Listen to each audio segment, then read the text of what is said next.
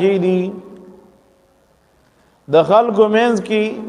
چې څومره قسم لانجی دي نو هغه به فیصله کیږي د الله په کتاب باندې لتحکم بین الناس چې فیصله وکړي په من د خلکو کې د الله په کتاب باندې سورۃ مائده 301 نمبر آیات کې دغه مقصد ته اشاره شوی دا صد پارا میں قرآن را لګلې دی د دې لپاره چې تاسو د خلقو لانجی پدی باندې فیصله کوي او پدی باندې فیصله وکړي وکيف يحكمونك وعندهم التوراة فيها حكم الله ثم يتولون من بعد ذلك وما اولئك بالمؤمنين که تورات راغلی او نو باغی کیم د الله حکم او د فیصلو د پاره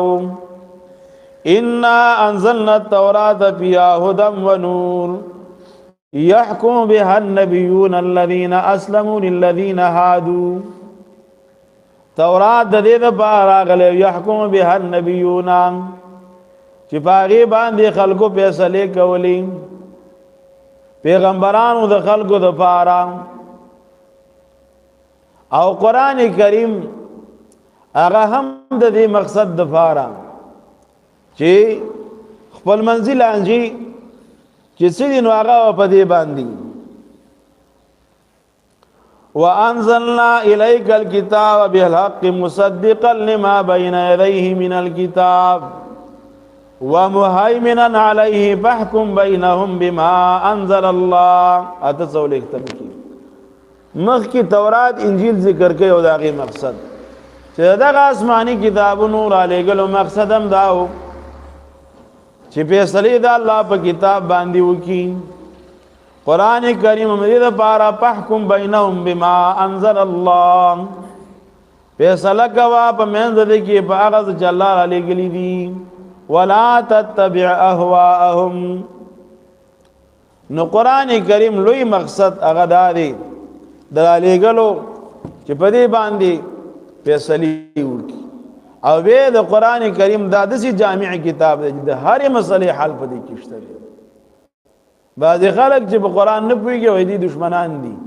نو یې مسائل حل زموږ سره نشته نو هغه د یورپ او د هغه د قانون نه اخلي د هغه د پیسو نه اخلي قران ته توجه کوي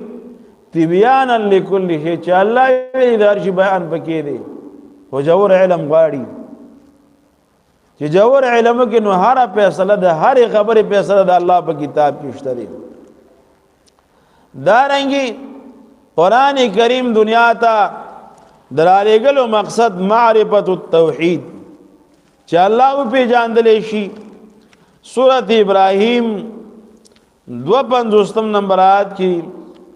د قران کریم دغه مقصد ذکر دی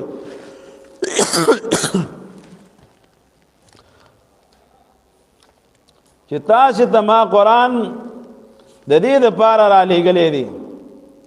هذا بلاغ للناس ولينذروا به وليعلموا انما هو اله واحد وليذكر اولو الالباب